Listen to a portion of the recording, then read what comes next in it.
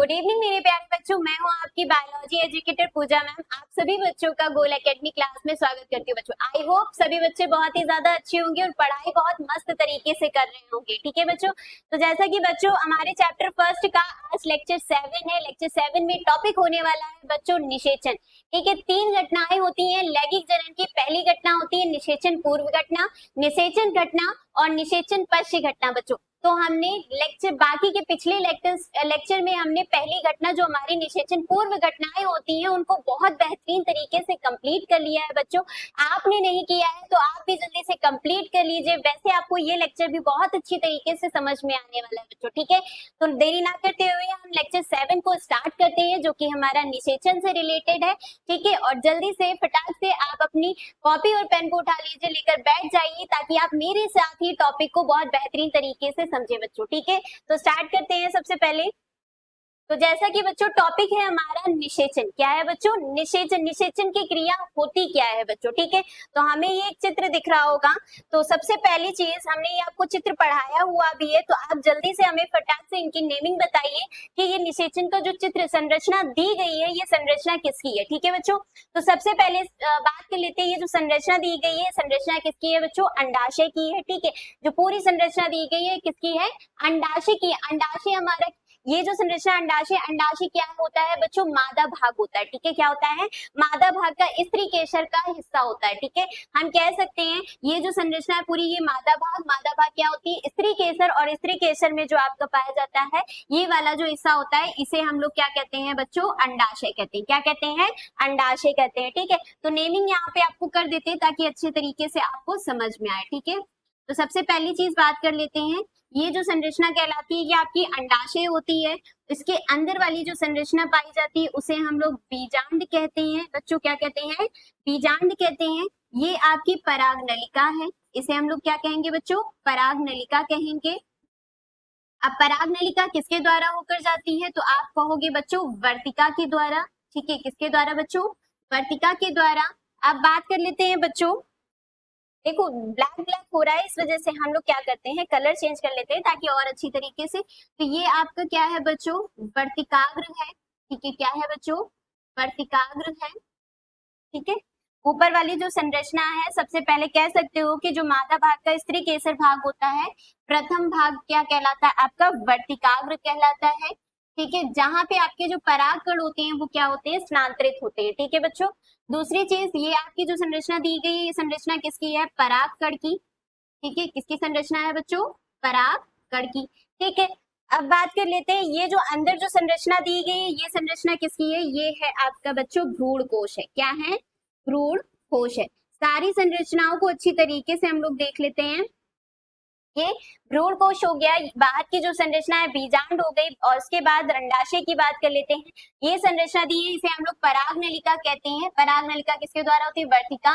और इस संरचना को हम लोग क्या कहते हैं? वर्तिकाग्र कहते हैं। ठीक है, सारी नेमिंग हो गई अच्छी तरीके से। तो सबसे पहली चीज हम बात कर लेते हैं जो पराग कण होता है। पराग कण क्या कहलाता है? नर युग्मक कहलाता है। ठीक है, पराग कण से ही क्या बनते हैं? नर युग्मक बनते हैं बच्चों। और जो मादा भाग होता है, मादा युग्मक होता है, वो कहाँ पे बनता है बच्चों? भ्रूण कोश में उपस्थित होता है। कहाँ उपस्थित होता है बच्चों? भ्रूण कोश में उपस्थित होता है आपका मादा युग्मक। ठीक है, बात कर लेते हैं जो मादा युग्मक होता है जिसे हम लोग अंड कोशिका भी कहते हैं, वो कहाँ उपस्थित होता है बच्चों? भ्रूण कोश में उपस्थित होता है। ठीक है, अब बात कर लेते हैं जो परागकण होता है उसी में आपका नर युग्मक उपस्थित होगा। तो नर युग्मक से क्या होगा? नर युग्मक कहाँ जाके प्रवेश करेगा? आपका भ्रूण कोश में प्रवेश करेगा। कहाँ प्रवेश करेगा? भ्रूण कोश में प्रवेश करने के बाद ये मादा युग्मक के साथ क्या करेगा? संलयन करेगा। ठीक है, क्या करेगा? संलयन की क्रिया करेगा। उससे जो युग्मनज का निर्माण होता है वो क्रिया आपकी क्या कहलाती है? निषेचन कहलाती है। ठीक है, तो इसको हम एक बार ऐसे ग्राफ में समझ लेते हैं। ठीक है, आरेख में समझते हैं। ठीक है, कि जब बात करें नर युग्मक, ठीक है बच्चों, ठीक है, जब हम कह सकते हैं कि जब नर युग्मक, ठीक है, क्या बात करेंगे बच्चों? नर युग्मक किसके साथ संलयित होगा? मादा युग्मक के साथ। ठीक है बच्चों, क्या बात करेंगे? मादा युग्मक के साथ संलयन करता है तो क्या निर्माण करेगा बच्चों? युग्मनज बनाएगा। क्या बनाएगा? युग्मनज का निर्माण होता है। और ये जो निर्माण की क्रिया होती है इसे हम लोग क्या कहेंगे बच्चों? निषेचन कहेंगे। क्या कहेंगे? निषेचन कहेंगे। ठीक है, नर युग्मक और मादा युग्मक क्या संलयन की क्रिया होती है बच्चों, तो उसे हम लोग क्या कहते हैं, निषेचन क्रिया कहते हैं। क्या कहते हैं बच्चों, निषेचन क्रिया। इसमें याद रखना मेन आपके क्या होते हैं, नर युग्मक और मादा युग्मक होते हैं, ठीक है। नर युग्मक आपके परागकण में उपस्थित होते हैं, ठीक है, और जो आपकी मादा युग्मक होती है वो कहाँ उपस्थित होती है, भ्रूण कोश में उपस्थित होती है, ठीक है। तो हम एक तरीके से समझ लेते हैं कि जब परागकण से नर युग्मक पराग नलिका के द्वारा कहाँ प्रवेश करते हैं, भ्रूण कोश में प्रवेश करने के बाद मादा युग्मक के साथ संलयन की क्रिया करते हैं, तो वो आपकी क्रिया कहलाती है निषेचन की क्रिया कहलाती है, ठीक है। ये तो रही इसकी डेफिनेशन की बात, ठीक है, ये इसकी क्या है, इसकी परिभाषा की बात कर ली बच्चों। अब इसी टॉपिक में, इसी निषेचन की क्रिया में कुछ पॉइंट्स आपको पढ़ने होंगे बच्चों। जैसे कि पहला पॉइंट आपको पढ़ना होगा बच्चों, ठीक है। पहला पॉइंट आप इसमें क्या पढ़ेंगे, अंकुरण। क्या पढ़ेंगे बच्चों, अंकुरण की विधि पढ़ेंगे, ठीक है। दूसरी विधि आप क्या पढ़ोगे, पराग नलिका का निर्माण पढ़ोगे। क्या पढ़ोगे बच्चों, पराग नलिका का निर्माण, निर्माण की क्रिया पढ़ेंगे, ठीक है। तीसरी क्रिया आप पढ़ोगे, तीसरी क्रिया आप पढ़ोगे बीजांड में प्रवेश, ठीक है। क्या पढ़ेंगे, बीजांड में प्रवेश, ठीक है। ये आपकी तीसरी विधि है। हम लोग वैसे तो हमने डेफिनेशन को समझ लिया है, पर इनके अंदर कुछ पॉइंट्स होते हैं, ठीक है। मतलब कह सकते हो कोई जब प्रोसेस होता है तो उसमें कई और स्टेप्स होते हैं, ठीक है। तो ये आपके चरण होते हैं। पहला चरण अंकुरण का होता है, दूसरा चरण आपका पराग नलिका निर्माण होता है, और तीसरा क्या होता है, बीजांड प्रवेश होता है। चौथा भ्रूण कोश में प्रवेश होगा, ठीक है। कहाँ पे बच्चों प्रवेश होगा, भ्रूण कोश में प्रवेश होगा। और बात कर लेते हैं पांचवें टॉपिक की, ठीक है। पांचवा नर युग्मक का स्वतंत्र होना, ठीक है। नर युग्मक का स्वतंत्र होना, नर युग्मक का स्वतंत्र होना, ठीक है। लास्ट में आपको ये पढ़ना होगा, ठीक। तो ये थे इसके इनके चरण। निषेचन क्रिया जो होती है वो 5 चरणों से होकर जाती है। पहला अंकुरण, दूसरा पराग नलिका का निर्माण, तीसरा बीजांड प्रवेश, चौथा भ्रूण कोश प्रवेश, और पांचवा है नर युग्मक का स्वतंत्र होना, ठीक है बच्चों। तो इन पांचों चरणों को हम लोग एक बार यहाँ पे देख लेते हैं, डायग्राम की सहायता से समझ लेते हैं। सबसे पहली चीज बच्चों, एक चीज याद रखना है यहाँ पे, अंकुरण की जो विधि होती है वो कैसे होगी कि जब परागकण होंगे, जो परागकण होंगे जब वर्तिकाग्र में स्थानांतरित होते हैं बच्चों, ठीक है। जब परागकण क्या होंगे, वर्तिकाग्र में स्थानांतरित होते हैं, तो जो वर्तिकाग्र होता है उसमें क्या होते हैं, पोषक तत्व होते हैं और जल होता है, ठीक है। तो जल और जो आपके पोषक तत्व होंगे वो कहाँ प्रवेश कर जाएंगे, परागकण में प्रवेश कर जाएंगे, और परागकण क्या हो जाएगा, फूल जाएगा। क्या हो जाएगा, फूल जाएगा। और जब फूलेगा तो उसमें परागकण से क्या होंगे, नर युग्मक बनेंगे। क्या बनेंगे, नर युग्मक बनने के बाद आपकी पराग नलिका का निर्माण होगा। क्या निर्माण होगा, पराग नलिका का निर्माण होगा। और ये पराग नलिका कहाँ प्रवेश करेगी, बीजांड में प्रवेश करेगी। कहाँ प्रवेश करेगी, बीजांड में प्रवेश करने के बाद ये कहाँ प्रवेश करती है, भ्रूण कोश में प्रवेश करती है। और जो नर युग्मक होते हैं वो पराग नलिका के द्वारा ही कहाँ जाएंगे, पहले बीजांड में, फिर उसके बाद कहाँ, भ्रूण कोश में प्रवेश करने के बाद जो नर युग्मक होंगे वो कहाँ, मादा युग्मक के साथ संलयन करते हैं, और वही क्रिया आपकी क्या कहलाती है, निषेचन की कहलाती है, ठीक है। अब हम एक एक स्टेप करके अच्छी तरीके से इनको और डिटेल्स में पढ़ते हैं, ठीक है बच्चों। तो स्टार्ट करते हैं। तो सबसे पहली चीज, अभी हमने जैसे कि निषेचन की डेफिनेशन पढ़ी, फिर भी एक बार देख लेते हैं। नर युग्मक और मादा युग्मक के संलयन को निषेचन कहते हैं, ठीक है। आपको क्या पढ़ना है, नर युग्मक और मादा युग्मक के संलयन को निषेचन कहते हैं। दूसरा पॉइंट आपको ये याद रखना है कि ये आवृतबीजी पौधों में होता है, ठीक है। तीसरा, निषेचन के बाद युग्मनज का निर्माण होता है। तीसरा आपको ये याद रखना होगा कि जो रिजल्ट होता है, जो परिणाम होता है वो क्या होता है बच्चों, युग्मनज होता है, ठीक है। अब नर युग्मक परागकण से बनता है। जो ये नर युग्मक होते हैं वो किससे निर्माण होगी, निर्माण की क्रिया किससे होगी, परागकणों से बनेगी। अब मादा युग्मक की बात करें तो ये कहाँ होता है, बीजांड में स्थित होता है। और तीसरा आपको याद रखना होगा, निषेचन शब्द का प्रयोग सबसे पहले स्टार्सबर्गर 1884 में किया था, ठीक है। आपको याद रखना होगा जो निषेचन का प्रयोग है वो सबसे पहले वैज्ञानिक ने, कौन से वैज्ञानिक ने किया था, स्टार्सबर्गर ने किया था 1884, ठीक है। बर्गर से रिलेट कर देना, ठीक है, उससे याद रहेगा आपको स्टार्सबर्गर, ठीक। अब बात कर लेते हैं आगे।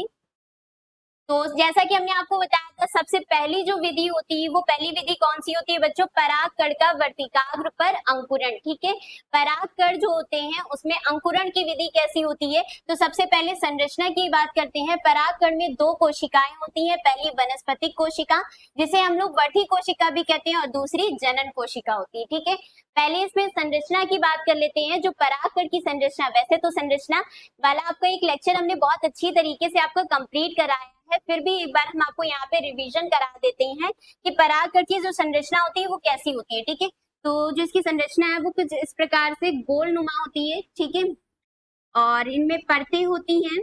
ठीक है, एक परत आपकी बाह्य परत होती है, ठीक, और एक अंतः परत होती है। ये जो परत हम बना रहे हैं ये आपकी बाह्य परत है। ठीक है बच्चों, ये आपकी क्या है? बाह्य परत है। अब यहाँ पे जो मेनली हमारा काम है, ठीक है, जो जिसकी हम यहाँ पे बात कर रहे हैं, ठीक है, कोशिकाओं की बात कर रहे हैं। ठीक है, तो यहाँ बात कर लेते हैं कोशिकाओं की। तो सबसे पहली चीज जो छोटी कोशिका होती है, ठीक है, जो सबसे छोटी कोशिका होती है उसे हम लोग जनन कोशिका कहते हैं। क्या कहते हैं बच्चों?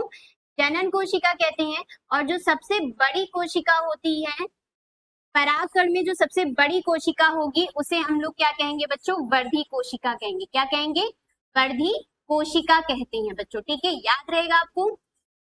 ठीक, जो सबसे बड़ी कोशिका उसे वर्धी कोशिका कहते हैं और जो सबसे छोटी कोशिका उसे जनन कोशिका कहते हैं। ठीक है, अब जो वर्धी कोशिका होती है वही आगे चल के क्या निर्माण करेगी? पराग नलिका बनाएगी। क्या बनाएगी बच्चों? पराग नलिका का निर्माण करती है। और जो जनन कोशिका होती है वो दो नर युग्मकों का निर्माण करती है। कितने बच्चों? दो नर युग्मक बनाती है। कितने संख्या में? याद रखिएगा, दो नर युग्मकों का निर्माण कौन करता है? जनन कोशिका। ठीक है, तो ये आपकी परागकण की संरचना है। बाहर वाली जो परत होती है उसे बाह्य परत कहते हैं। ठीक है बच्चों, ये क्या होती है? बाह्य परत होती है। और जो आंतरिक परत होती है उसे अंतः परत कहते हैं। ठीक, अंतः परत। अभी जो कार्य है वो सिर्फ कोशिकाओं का कार्य है। यहाँ पे पहली वर्धी कोशिका जो पराग नलिका बनाएगी और दूसरी जो जनन कोशिका है वो नर युग्मकों का निर्माण करेगी। ठीक है, अब आपको हम एक चीज और यहाँ पे बता देते हैं कि अंकुरण की विधि में पराग नलिका का जो निर्माण होता है वो तभी होता है जब वर्तिकाग्र में परागकण क्या होता है? स्नांतरित होता है। ठीक है, जब हम कह सकते हैं कि जो परागकण होते हैं वो आपके वर्तिकाग्र में क्या स्नांतरित होंगे और जब उन्हें पोषक तत्व वगैरह मिलेंगे तभी वो पराग नलिका का निर्माण करते हैं। और उससे पहले बात करें जब वो अंकुरित नहीं होते, जब स्नांतरित नहीं होते हैं, उससे पहले नर युग्मकों का निर्माण हो चुका होता है। ठीक है, तो यहाँ पे आपको संरचना में सिर्फ इतना याद रखना होगा, दो कोशिकाएं होती है, एक वर्धी कोशिका जो पराग नलिका बनाएगी और दूसरी जो जनन कोशिका नर युग्मक बनाएगी। ठीक है, आगे अंकुरण की प्रक्रिया हम पढ़ लेते हैं। ठीक है, अंकुरण की प्रक्रिया में सबसे पहले परागकण वर्तिकाग्र पर गिरते ही अंकुरित होते हैं। ठीक है, जैसे ही वर्तिकाग्र में उपस्थित होंगे, वर्तिकाग्र में स्थानांतरित होंगे, वैसे ही क्या हो जाएंगे? अंकुरित हो जाएंगे। अब वर्तिकाग्र से स्रावित जल एवं पोषक तत्व शर्करा, ठीक है, अमीनो अम्ल, प्रोटीन और आदि मदद करते हैं। ठीक है, परागकण फूलकर पराग नलिका बनाते हैं। ठीक है, अब इसको हम एक उदाहरण के तौर पे समझते हैं। सबसे पहली चीज, जब आपके यहाँ कोई गेस्ट आते हैं, ठीक है, जब आपके यहाँ कोई गेस्ट आते हैं तो सबसे पहले आप क्या करते हो? उन्हें पानी वगैरह, नाश्ता वगैरह पूछते हो ताकि वो बहुत ही अच्छी तरीके से खुश होकर आपके यहाँ जाए। हर एक घर में क्या होता है, यही एक रिलीजन हमारा कस्टम है कि जब भी हमारे यहाँ कोई मेहमान आते हैं तो हम उन्हें क्या करते हैं? पानी वगैरह, नाश्ता वगैरह पूछते हैं, उनका सम्मान करते हैं। ठीक है, तो उसी तरीके से यहाँ भी समझ लेना कि जब परागकण होते हैं, जब परागकण क्या कह सकते हो, कहाँ पे? वर्तिकाग्र में स्थानांतरित होते हैं तो वर्तिकाग्र क्या करती है? जो भी उसके पास होता है, जो भी पोषक तत्व या जल वगैरह होते हैं वो परागकण में स्रावित कर देती है। क्या कर देती है? स्रावित कर देती है, जिसकी वजह से परागकण क्या हो जाते हैं? फूल जाते हैं। बहुत ही ज्यादा फूलने की वजह से जो वर्धी कोशिका होती है, जो वर्धी कोशिका होती है वो पराग नलिका का निर्माण करती है। किसका निर्माण करेगी? पराग नलिका का निर्माण करती है। ठीक है बच्चों, तो याद रखना अंकुरित की जो क्रिया होती है वो क्रिया क्या कहलाती है? जो पोषक तत्व होंगे वो परागकण में प्रवेश करेंगे और परागकण क्या हो जाएगा? फूल जाएगा, जिसकी वजह से वर्धी कोशिका क्या करेगी? पराग नलिका का निर्माण कर देती है। ठीक है बच्चों, ये आपको समझ में आया। अब आगे देखते हैं।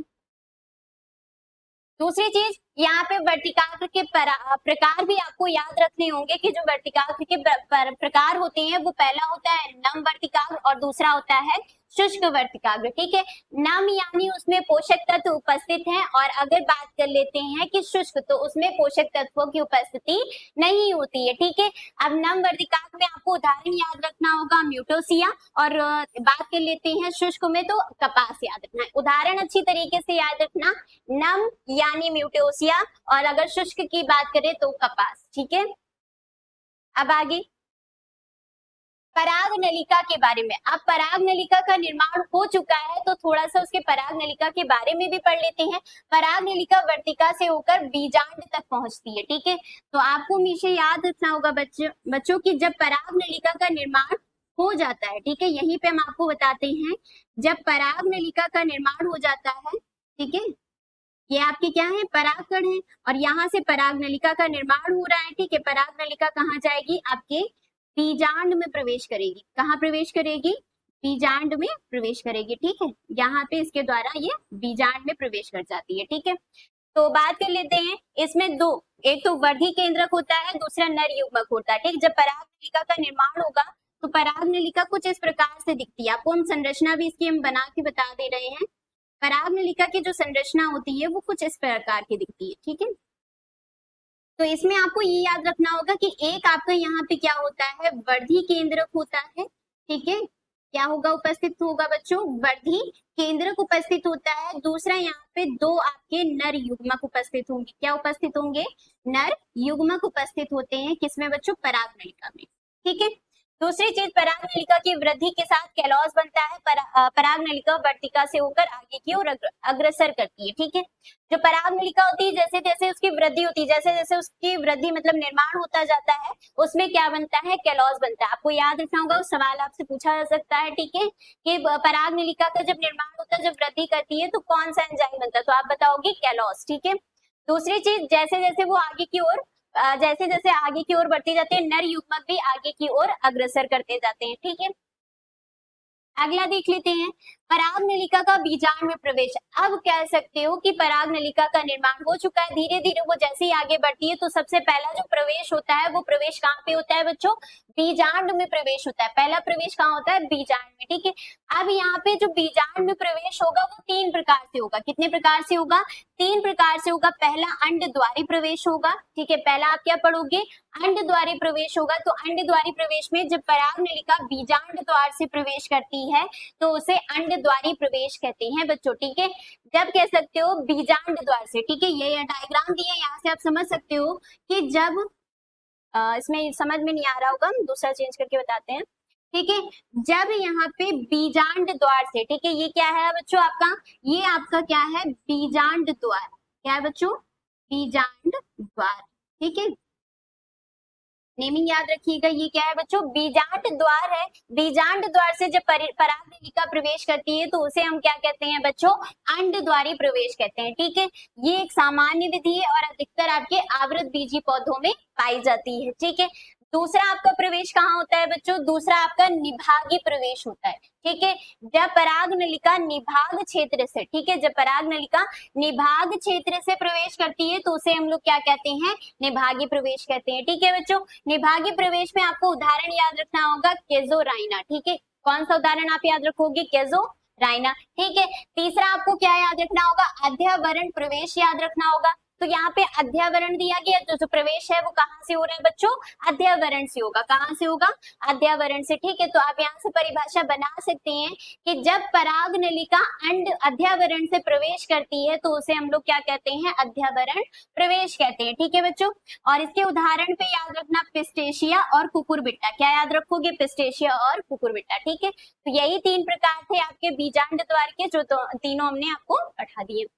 अगला टॉपिक आपका, अगला चरण क्या है, पराग नलिका का भ्रूण कोश में प्रवेश। ठीक है, बीजांड में प्रवेश हो चुका है, अब कहाँ पर पराग नलिका प्रवेश करेगी, भ्रूण कोश में। ठीक है, तो इसमें भी आपके तीन प्रकार होते हैं। तो पहली चीज ये याद रखना कि पराग नलिका जो हमेशा होती है वो प्रवेश कहाँ से करती है, बीजांड काय से। ठीक है, कहाँ से प्रवेश करेगी, बीजांड काय के द्वारा प्रवेश करती है और तीन प्रकार से होते हैं। पहला अंड व एक सहायक कोशिका के मध्य से प्रवेश। ठीक है, सबसे पहली चीज आपको भ्रूण कोश की संरचना बता देते हैं ताकि अच्छी तरीके से आपको समझ में आए। तो जैसा कि बच्चों ये जो संरचना होती है, ये कौन सी संरचना, आपकी भ्रूण कोश की संरचना है। ठीक है, जिसमें आपकी 7 कोशिकाएं होती हैं और 8 केंद्रक उपस्थित होते हैं। ठीक है, अब जैसे ये वाली कोशिका होती है, इसे हम लोग प्रतिमुख कोशिका कहते हैं। क्या कहते हैं बच्चों? प्रतिमुख कोशिका कहते हैं। ठीक है, अब बात कर लेते हैं जो बीच में उपस्थित होती है कोशिका, इसे हम लोग ध्रुवीय कोशिका कहते हैं। ठीक है, क्या कहते हैं? ध्रुवीय कोशिका कहते हैं। ठीक है, अब लास्ट में बात कर लेते हैं, जो लास्ट में जो कोशिकाएं होती हैं, इन्हें ये सबसे पहले क्या कहलाती है? अंड कोशिका कहलाती है। क्या कहलाती है? अंड कोशिका कहलाती है। ठीक, आगे ये जो इनके साथ में 2 कोशिकाएं उपस्थित होती है, इन कोशिकाओं को हम लोग क्या कहते हैं? सहायक कोशिका कहते हैं। क्या कहते हैं? सहायक कोशिका। सहायता का कार्य करती है, इस वजह से इन्हें सहायक कोशिका कहा जाता है। ठीक है, अंड कोशिका को हम लोग नर मादा युग्मक भी कहते हैं। क्या कहते हैं? मादा युग्मक कहते हैं। ठीक है, और जब ये दोनों आपस में मिल जाते हैं तो इन्हें अंड समुच्चय कहते हैं। ठीक है, जब ये दोनों कोशिकाएं आपस में मिल जाती है तो इन्हें अंड समुच्चय कहते हैं। क्या कहते हैं? अंड समुच्चय। ठीक है, तो ये रही भ्रूण कोश की संरचना। ठीक है, अब बात कर लेते हैं बच्चों, अंड व एक सहायक कोशिका के मध्य से भी प्रवेश हो सकता है कि कह सकते हो ये जो अंड कोशिका होती है, सहायक कोशिका, इसके बीच से भी पराग नलिका क्या कर सकती है? प्रवेश कर सकती है।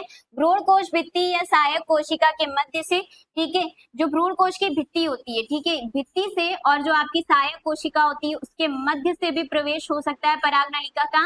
और बात करें एक सहायक कोशिका को भेदती हुई इसके भीतर से भ्रूण कोश में, मतलब कह सकते हो कि ये जो भित्ति है, सहायक कोशिका है, इसको भेदती हुई जो भ्रूण कोश है, जो पराग नलिका है, वो भ्रूण कोश में प्रवेश कर सकती है। ठीक है, आपके बीजांड द्वारा बीजांड काय में भी 3 तरीके के प्रवेश थे और यहाँ पे आपके भ्रूण कोश में भी 3 तरीके के प्रवेश हैं। ठीक है, ये आपको पढ़ने रहेंगे। ठीक, अब आगे बात कर लेते हैं। तो सबसे पहली चीज नर युग्मक का स्वतंत्र होना। ठीक है, अगला जो स्टेप होता है, अगला जो चरण होता है वो होता है नर युग्मक। अब भ्रूण कोश में पराग नलिका प्रवेश हो चुकी है तो पराग नलिका में क्या होते हैं? नर युग्मक उपस्थित होते हैं और नर युग्मक कहाँ जाएंगे? आपके मादा युग्मक के साथ संलयन करेंगे। पर उससे पहले ये स्वतंत्र होते हैं, तो स्वतंत्र में भी चरण होते हैं, विधियां होती है। पहली विधि होती है छिद्र बनाना। ठीक है, छिद्र बनाना पहली विधि। क्या याद रखोगे? छिद्र, यहाँ पे हम आपको लिख देते हैं छिद्र बनाना। ठीक है, पहली विधि में हमेशा याद रखना छिद्र बनाना। इसमें क्या होता है कि जो पराग नलिका का जो अग्र भाग होता है, ठीक है, जो पराग नलिका जो अग्र भाग होता है उसमें 2 छोटे छोटे छिद्र उपस्थित हो जाते हैं। ठीक है, 2 छोटे छोटे क्या होते हैं? छिद्र बनते हैं, जिनसे एक छिद्र से एक नर युग्मक बाहर आएगा और दूसरे छिद्र से दूसरा नर युग्मक बाहर निकलता है। ठीक है, और इसी प्रकार क्या होंगे? दोनों नर युग्मक बाहर आ जाते हैं। ठीक है, आपको छिद्र बनाने की क्रिया में यही याद रखना होगा कि जो पराग नलिका का जो अग्र भाग होता है उसमें 2 छिद्र बनते हैं और उन्हीं दोनों छिद्रों के द्वारा आपके नर युग्मक क्या होते हैं? बाहर स्वतंत्र होते हैं। ठीक है, अब दूसरी विधि इसमें आपको पढ़नी होगी पराग नलिका फटना। ठीक है, पराग नलिका फटना, यहाँ पे हम लिख दे रहे हैं पराग नलिका फटना। ठीक है, आपको ये याद रखना होगा।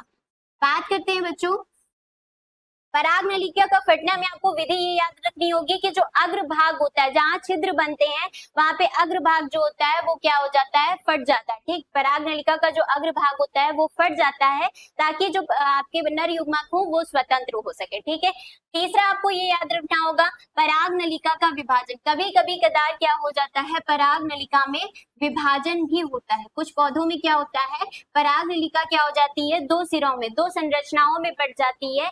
एक संरचना से, ठीक है, एक भाग से अंड उपकरण की ओर बढ़ता है। ठीक है, अंड कोशिका की तरफ नर युग्मक बढ़ेगा। और बात कर लेते हैं दूसरा भाग द्वितीय केंद्र की ओर जाता है। ठीक है, जो एक कोशिका होगी, ठीक है, बात कर लेते हैं जैसे यही, ठीक है, तो यहाँ से जो नर युग्मक निकलेगा वो अंड कोशिका की तरफ जाएगा। कहाँ जाएगा बच्चों? अंड कोशिका की तरफ जाएगा। और जो दूसरा नर युग्मक होगा वो कहाँ जाएगा? ध्रुवीय केंद्रक के पास जाएगा। किसके पास जाएगा? ध्रुवीय केंद्रक के पास जाएगा। ठीक है, आगे तो ये तीनों आपके विभाजन अच्छी तरीके से आपने पढ़ लिए। यहाँ से आपके क्या होंगे? नर युग्मक क्या हो जाते हैं? स्वतंत्र हो जाते हैं। ठीक है, अब आता है युग्मक संलयन एवं त्रिसंलयन द्विनिषेचन। ठीक है, नर युग्मक क्या हो चुके हैं, भ्रूण कोश में उपस्थित हो चुके हैं, पहुंच चुके हैं, स्वतंत्र हो चुके हैं। अब क्या आपको क्रिया पढ़नी होगी, द्विनिषेचन। द्विनिषेचन का जो दूसरा नाम है वो आपको याद रखना होगा बच्चों, कि जो दूसरा नाम है वो आपको दोहरा निषेचन भी याद रखना होगा, ठीक है। कहीं कहीं आपको दिया जाएगा कि दोहरा निषेचन क्या होता है, तो आप हमेशा याद रखना कि आपका द्विनिषेचन ही क्या कहलाता है, दोहरा निषेचन कहलाता है, ठीक है। आप दोहरा निषेचन बोला है, निषेचन हम पढ़ चुके हैं कि जब नर युग्मक मादा युग्मक का संलयन होता है तो उसे क्या कहते हैं, निषेचन कहते हैं, ठीक है। पर जब दो क्रियाएं होती हैं, ठीक है, जब दो क्रियाएं निषेचन की होंगी तो उसे हम लोग क्या कहेंगे, दोहरा निषेचन कहेंगे, ठीक। देख लेते हैं एक बार, ठीक है। आवृतबीजी में पौधों में निषेचन एक विशेष प्रक्रिया पाई जाती है जिसे द्विनिषेचन कहते हैं, ठीक है। अब कौन कौन सी, इसमें आपको एक पहली पढ़नी होगी युग्मक संलयन और दूसरी आपको त्रिसंलयन पढ़नी होगी, युग्मक संलयन और दूसरी आपको त्रिसंलयन पढ़नी होगी, ठीक है। अब युग्मक संलयन, संलयन मतलब क्या होता है, आपस में संयोजन करना, क्या करना, संयोजन करना। तो यहीं से इसकी युग्मक संलयन की परिभाषा बना सकते हो कि जब युग्मकों का आपस में संयोजन होता है तो उसे हम क्या कहते हैं, युग्मक संलयन, ठीक है। तो यहाँ पे सबसे पहली चीज आप पढ़ोगे, ठीक है, जो आपका नर युग्मक होगा, ठीक है, यहाँ पे क्या होगा बच्चों, नर युग्मक होगा, वो किसके साथ संलयन करेगा, किसके साथ संलयन क्रिया होगी, मादा युग्मक के साथ, किसके साथ होगी, मादा युग्मक के साथ होगी, और वो क्या बनाएगा बच्चों, वो आपका क्या बनाएगा, युग्मनज का निर्माण करेगा। किसका निर्माण होगा बच्चों, युग्मनज बनाएगा, ठीक है। आपको याद रखना होगा यहाँ पे निर्माण जो होगी क्रिया होगी वो क्या बनेगी, युग्मनज बनेगी, ठीक है। नर युग्मक संख्या में कैसे होंगे, अगुणित रहेंगे, मादा युग्मक जो होंगे वो अगुणित रहेंगे, तो ये जो संलयन करेंगे वो कैसे होंगे, द्विगुणित रहेंगे, ठीक है। जो युग्मनज की संरचना होगी वो कैसी होगी, द्विगुणित होगी, ठीक है। अब त्रिसंलयन की बात करें तो त्रिसंलयन में क्या होगा, ये था पहला नर युग्मक, अब बात कर लेते हैं दूसरे नर युग्मक की, ठीक है। किसकी बात करेंगे, दूसरे नर युग्मक की बात करेंगे। हमने आपको बताया था दो नर युग्मक होते हैं, तो जो दूसरा नर युग्मक होता है बच्चों, क्या होगा, जो दूसरा नर युग्मक होता है वो संलयन किसके साथ करेगा, तो आप बताएंगे बच्चों, वो ध्रुवीय केंद्रक के साथ, ठीक है, वो किसके साथ करेगा, ध्रुवीय केंद्रक के साथ, ठीक है। यहाँ पे याद रखना होगा, ध्रुवीय केंद्रक के साथ जब संलयन करेगा तब किसका निर्माण होगा बच्चों, तब यहाँ पे क्या बनेगा, भ्रूण कोश बनता है, क्या बनता है बच्चों, भ्रूण कोश का निर्माण होगा, और वो संख्या में कैसा होगा, त्रिगुणित होगा, कैसा होगा, त्रिगुणित। और ध्रुवीय केंद्रक में दो केंद्रक उपस्थित होते हैं, ठीक है। नर युग्मक कैसा होता है, अगुणित होता है। तो अगुणित संरचना जब द्विगुणित संरचना के साथ संलयन करती है तो क्या बनाती है, त्रिगुणित संरचना बनाती है, ठीक है। और त्रिगुणित संरचना किसकी होगी, भ्रूण कोश की होगी, ठीक है। इसी वजह से इस क्रिया का नाम क्या है, त्रिसंलयन है, इसे त्रिसमेकन भी कहते हैं, ठीक है बच्चों। इसे हम लोग क्या कहते हैं, त्रिसमेकन भी कहते हैं, क्या कहेंगे, त्रिसमेकन भी कहेंगे, ठीक है। हर एक नेमिंग को अच्छी तरीके से पढ़ना है, जो जो एनसीईआरटी में दिया है वो हमें सब कुछ अच्छी तरीके से पढ़ना है, कि हमारा अगर कोई दूसरे नाम से भी अगर कोई शब्द पूछा जाए, क्योंकि बच्चों वायु में ये होता है कि क्रिया आपकी एक ही जैसी रहती हो, पर क्या होते हैं, उनके शब्द बदल दिए जाते हैं, एक ही शब्द के दो तीन शब्द हो जाते हैं। जैसे यहाँ पे त्रिसंलयन को हम लोग त्रिसमेकन भी कह सकते हैं, ठीक है। तो हमें याद रखना है कि त्रिसमेकन हो या त्रिसंलयन, पढ़ना हमें क्या, लिखना हमें सिर्फ यही विधि लिखनी है, ठीक है। तो दोनों जब क्रियाएं संपन्न होती हैं भ्रूण कोश में तो वो क्रिया आपकी क्या कहलाती है बच्चों, दोहरा निषेचन कहलाती है, क्या कहलाती है, दोहरा निषेचन कहलाती है, ठीक है। तो यहाँ से डेफिनेशन याद रखना कि जब युग्मक संलयन और त्रिसंलयन की क्रिया भ्रूण कोश में संपन्न होती है तो वह क्रिया कहलाती है दोहरा निषेचन क्रिया कहलाती है, क्या निषेचन कहलाती है, दोहरा निषेचन की क्रिया कहलाती है, ठीक है। आगे बढ़ते हैं बच्चों, आगे देख लेते हैं। सबसे पहले दोहरा निषेचन की जो खोज की थी, जो अध्ययन किया था, वो कौन से वैज्ञानिक ने किया था, नवाशिन ने किया था, ठीक है। देखो नई चीजों के बारे में पढ़ रहे हैं, यहाँ से याद रखना नई नई चीजें हम लोग क्लास 12th में पढ़ रहे हैं बच्चों, तो यहाँ पे वैज्ञानिक का नाम क्या है, नवाशिन, ठीक है। दोहरा निषेचन की जो खोज की थी वो किसने की थी, नवाशिन ने की थी 1898, ठीक है। कौन कौन से पौधे, ये आपके पौधे दिए फ्रिटिलेरिया और ठीक है लीलियम, ये दोनों ही पौधे कौन से दिए गए, फ्रिटिलेरिया और लीलियम के दिए गए, ठीक है। देखो कितने सुंदर सुंदर पुष्प हैं, ठीक है, मन को आकर्षित कर रहे हैं ना। अब नर युग्मक का व्यवहार कैसा होता है, ठीक है। तो नर युग्मक का व्यवहार यानी कि व्यवहार यानी का यहाँ पे मतलब का मीन्स ये है कि कार्य, ठीक है, दोनों नर युग्मकों के कार्य क्या होते हैं, ठीक है। तो आपको बच्चों याद रखना होगा, पहला जो नर युग्मक होगा वो अंड कोशिका के साथ संलयन करता है, और जो दूसरा नर युग्मक होता है वो द्वितीय केंद्रक के साथ संलयन करता है, ठीक है। पहला अंड कोशिका के साथ संयोजन और दूसरा नर युग्मक द्वितीय केंद्रक, ठीक है। देखो जो दूसरा है वो दूसरे के साथ, ठीक है, मतलब यानी कि द्वितीय केंद्रक के साथ संलयन करता है, ठीक है। आपको याद रखना होगा बस इतना ही, ठीक है। अब युग्मक संलयन जो अभी हमने क्रिया पढ़ाई थी, ठीक है, अब अंड कोशिका के साथ जब नर युग्मक संलयन करेगा तो क्या बनाएगा बच्चों, नर युग्मनज का निर्माण करेगा, क्या करेगा, युग्मनज का निर्माण करेगा, ठीक है। और ये संख्या में कैसे होंगे, अगुणित रहेंगे, नर युग्मक अगुणित संख्या, अंड कोशिका अगुणित संख्या, तो युग्मनज क्या हो गया, द्विगुणित संख्या में हो गया, ठीक है। इसे हम लोग सत्य निषेचन भी कहते हैं, क्या कहेंगे बच्चों, सत्य निषेचन। इसके बाद अंड कोशिका की ग्राह्यता समाप्त हो जाती है और युग्मनज आगे चल के क्या बनाता है, भ्रूण बनाता है, ठीक है। जो युग्मनज होगा वो आगे चल के किसका निर्माण करता है, भ्रूण। यहाँ ये बहुत जरूरी अच्छा क्वेश्चन है, यहाँ से बहुत बार एमसीक्यूज में प्रीवियस ईयर्स क्वेश्चन में भी पूछा गया है कि जो युग्मनज है वो आगे चल के किसमें परिवर्तित हो जाता है बच्चों, भ्रूण में परिवर्तित हो जाता है, ठीक है। आगे देखते हैं त्रिसंलयन की क्रिया, ठीक है। दो ही द्वारा निषेचन में दो क्रियाएं होती है, एक तो आपकी क्या होती है, युग्मक संलयन, और दूसरी क्या होती है, त्रिसंलयन की, ठीक है। तो जो दूसरा नर युग्मक होता है वो द्वितीय केंद्रक के साथ संलयन करेगा, ठीक है। जो दूसरा नर युग्मक होगा वो द्वितीय केंद्रक के संलयन करेगा और वो क्या बनाता है, प्राथमिक भ्रूणपोष केंद्र बनाता है, ठीक है। संरचनाएं इनकी याद रखना कि संख्या में कैसे होंगे, बात कर लेते हैं। जो दूसरा नर युग्मक होगा वो संख्या में अगुणित रहेगा, द्वितीय केंद्रक कैसा होगा, द्विगुणित रहेगा, और जो प्राथमिक भ्रूणपोष केंद्रक होता है वो त्रिगुणित रहता है, ठीक है। और लास्ट में याद रखना ये विभाजित होकर भ्रूणपोष बनाता है, ठीक है। याद रखना है आपको कि जब दूसरा नर युग्मक और द्वितीय केंद्रक के साथ संलयन करेगा वो वहां पे प्राथमिक भ्रूणपोष बनाएगा जिसकी संख्या क्या रहेगी, त्रिगुणित रहेगी, ठीक है। और यही क्रिया आपकी क्या कहलाती है, त्रिसंलयन की, ठीक है। लास्ट में द्विनिषेचन के बारे में, एक ही भ्रूणपोष में होने वाली दोनों संलयन प्रक्रियाओं को द्विनिषेचन कहते हैं, ठीक है। जब युग्मक संलयन और बात कर लेते हैं त्रिसंलयन, भ्रूणपोष में दोनों क्रियाएं संपन्न होंगी तो वो क्रिया आपकी क्या कहलाती है, द्विनिषेचन, ठीक है। पहली चीज, जब सयुग्मन होगा तो क्या बनेगा, भ्रूण बनेगा, और त्रिसमीकरण की क्रिया होगी तो भ्रूणपोष बनेगा, ठीक है। और ये हमेशा याद रखना ये आवृत बीजी में ही होता है, ठीक है। कहाँ पे होगा, आवृत बीजी पौधों में होगा, ठीक है। भ्रूणपोष उत्पत्ति किससे होती है, त्रिसंलयन से होती है। गुणसूत्रों की संख्या कैसी होती है, त्रिगुणित होती है। और इसका कार्य जरूरी याद रखना, ठीक है, इसके नाम से ही याद रखना, नाम क्या है बच्चों, भ्रूणपोष है, क्या है, भ्रूणपोष है। पोष यानी कि पोषण, पोष यानी पोषण देना, और पोषण किसको देगा बच्चों, पोषण देगा भ्रूण को, ठीक है। तो यहाँ कार्य ये याद रखना कि भ्रूण पोष का कार्य होता है भ्रूण को पोषण देना, ठीक है। भ्रूण को पोषण देना यानी आपका क्या होगा, भ्रूण पोष कहलाएगा, ठीक है। आगे लास्ट में हमारी हेडिंग है बहुबीजता, क्या होगी बच्चों, बहुबीजता। बहुबीजता में जब भ्रूण कोश एक से अधिक नर युग्मक प्रवेश करते हैं तो इस प्रक्रिया को बहुबीजता कहते हैं, ठीक है बच्चों। तो आपको इसमें ये याद रखना होगा, जब एक से ज्यादा नर युग्मक भ्रूण कोश में प्रवेश करते हैं तो वो क्रिया आपकी क्या कहलाती है, बहुबीजता की क्रिया कहलाती है, ठीक है। आगे देखते हैं।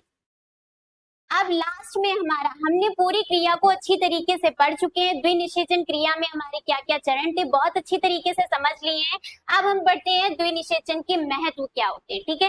तो महत्व में सबसे पहली चीज पढ़ेंगे भ्रूण का पोषण देना, ठीक है, भ्रूण का पोषण देना। तो इसमें इसके द्वारा भ्रूण कोश बनता है जो बढ़ते हुए भ्रूण को जीवित रहने के लिए भोजन देता है, ठीक है। तो सबसे पहली चीज, इस विधि में आपके दो क्रियाएं होती हैं। पहली क्रिया होती है आपकी युग्मक संलयन की और दूसरी क्रिया आपकी होती है भ्रूण कोश के निर्माण की, ठीक है।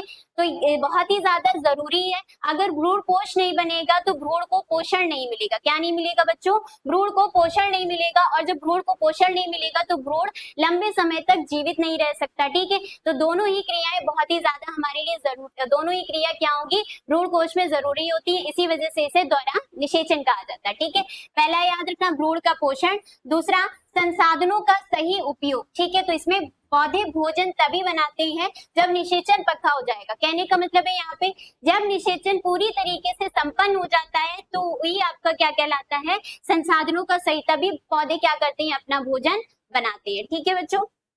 इससे क्या होता है कि जो बीज की जो गुणवत्ता होती है वो बहुत ही ज्यादा अच्छी होती है। ठीक है, तो तीसरा पॉइंट भी यही है, बीज की गुणवत्ता। ठीक है, दोहरा निषेचन की सहायता से क्या होते हैं, बीज की गुणवत्ता क्या होती है, बहुत जो बीज होते हैं बहुत अच्छे प्रकार के मिलते हैं, उनसे पौधे बहुत अच्छे बनते हैं, ताकि फल भी हमारे बहुत ही अच्छी मात्रा में मिलते हैं। ठीक है, और दूसरी चीज याद रखना, बीज कैसे होंगे, स्वस्थ होंगे, और कैसे होंगे, उनमें ऊर्जा ऊर्जा बहुत ही पर्याप्त मात्रा में होती है। ठीक है, लास्ट आपको नई किस्में याद रखना है। ये प्रक्रिया पौधों में हाइब्रिड विगर यानी बेहतर गुणों वाले बीज बनाने में मदद करती है। ठीक है, हाइब्रिड विगर का मतलब होता है बहुत ही अच्छे गुणों वाले बीज। क्या होंगे, बहुत ही अच्छे गुणों वाले बीज, उसका मतलब होता है हाइब्रिड विगर। ठीक है, तो यहाँ पे दोहरा निषेचन के हमने चारों पॉइंट्स आपको बहुत अच्छी तरीके से पढ़ा दिए, चारों बहुत ही ज्यादा इंपॉर्टेंट भी है। और बच्चों एक ही चीज कहेंगे, द्विनिषेचन क्रिया जो होती है बहुत ही ज्यादा इंपॉर्टेंट है, इसको पढ़ना बहुत ही ज्यादा जरूरी है बच्चों। ठीक है, तो अब हम शुरू करते हैं बच्चों सवालों का सिलसिला। ठीक है, क्योंकि अगर सवाल ना किए तो टॉपिक हमारा रिवीजन नहीं होता है। ठीक है, तो यहाँ पे टॉपिक अच्छी तरीके से हम रिवाइज करने के लिए क्या करेंगे, इन क्वेश्चंस को सॉल्व करेंगे।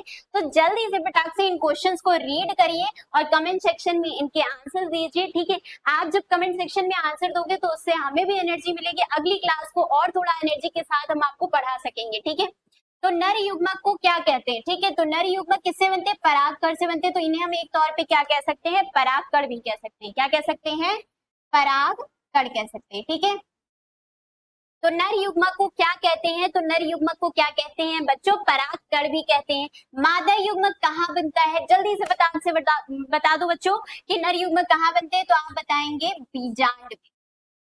कहाँ बनते हैं बच्चों, बीजांड में। ठीक है, दूसरा, नर युग्मक अंडाणु तक कैसे पहुंचते हैं। जो नर युग्मक होते हैं वो अंडाणु अंड कोशिका तक कैसे पहुंचेंगे, तो आप बताएंगे पराग नलिका। पराग नलिका ही होती है जिसकी सहायता कौन करते हैं, नर युग्मक करते हैं। नर युग्मक की सहायता कौन करते हैं, पराग नलिका करेगी। ठीक है, पराग नलिका से ही क्या होते हैं, नर युग्मक किसके पास पहुंचते हैं, अंड कोशिका से। एक नर युग्मक अंडाणु क्या बनाते हैं। ठीक है, जब नर युग्मक और अंड कोशिका का संलयन होता है तो क्या बनाते हैं बच्चों, तो आप बताएंगे युग्मनज बनाएंगे। क्या बनाएंगे, युग्मनज, जो आगे चल के क्या बना देता है, भ्रूण बनाता है। ठीक है, ये क्वेश्चन जो हम करवा रहे हैं बहुत ही ज्यादा जरूरी है, शायद से अगले पेपर जो आपके बोर्ड एग्जाम होने वाले उसी में से कोई एक वन वर्ड क्वेश्चन बना दे। ठीक है, दूसरा नर युग्मक द्वितीय केंद्रक से क्या बनता है, द्वितीय केंद्रक के साथ जब संलयन कोशिका होती है तो क्या बनता है बच्चों, भ्रूण कोश बनता है। क्या बनता है, भ्रूण कोश बनता है। ठीक है, तीसरा, निषेचन कहाँ होता है, तो निषेचन की क्रिया कहाँ होती है बच्चों, बीजांड में होती है। कहाँ होती है, बीजांड में होती है। ठीक है, कहाँ होगी, बीजांड में।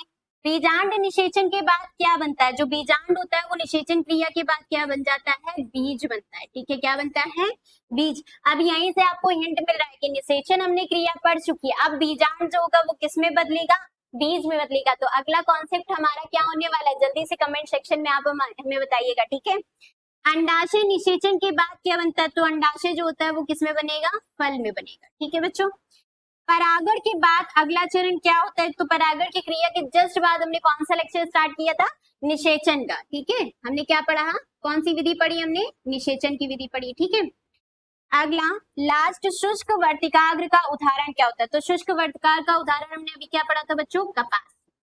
ठीक है, अब हमने तो ये सारे क्वेश्चन करा दिए, अब एक क्वेश्चन आप सभी बच्चों के लिए है, आप हमें नम वर्तिकाग्र का उदाहरण बताएंगे। ठीक है, नम वर्तिकाग्र का आप हमें उदाहरण बताएंगे कि नम वर्तिकाग्र का उदाहरण क्या होता है। ठीक है, ये क्वेश्चन आपके लिए है, आप इस क्वेश्चन का हमें आंसर जल्द से जल्द दीजिएगा। ठीक है, नम वर्तिकाग्र का उदाहरण क्या होता है। ठीक है, तो यहाँ से हमारा टॉपिक जो निषेचन था बहुत अच्छी तरीके से समाप्त हो चुका है बच्चों। ठीक है, कोई भी अगर डाउट है या कोई क्वेश्चन है तो आप कमेंट सेक्शन में पूछ सकते हो, और अगर कमेंट सेक्शन में नहीं पूछा है तो आप यहाँ पे इस नंबर पे हमें कांटेक्ट कर सकते हो। ठीक है, इस नंबर पे आप हमें अपना नेम, क्लास और कहाँ से बिलोंग करते हो, यहाँ से आपको जो भी क्वेश्चन आपको पूछना है आप यहाँ से इस नंबर से बैच में जुड़ सकते हो, और बैच में बिल्कुल आसानी से जुड़ जाओगे अगर आपने यहाँ पे कॉन्टेक्ट कर लिया। और यहाँ पे अगर आपको पीडीएफ भी चाहिए होगी तो आपको पीडीएफ भी प्रोवाइड करा दी जाएगी, ठीक है। तो बच्चों अगर आप चैनल में नए हो तो सब्सक्राइब कर लो और इस क्लास को अपने दोस्तों के साथ शेयर कर लो, क्योंकि शेयरिंग इज केयरिंग कहता है। शेयरिंग की क्या होती है, फ्रेंडशिप की बहुत अच्छी डेफिनेशन होती है। फ्रेंडशिप में अगर शेयरिंग ना की तो फ्रेंडशिप नहीं कहलाती, ठीक है बच्चों। तो आज की क्लास को यही समाप्त करते हैं, हम मिलते हैं अगली क्लास में। राधे राधे बच्चों।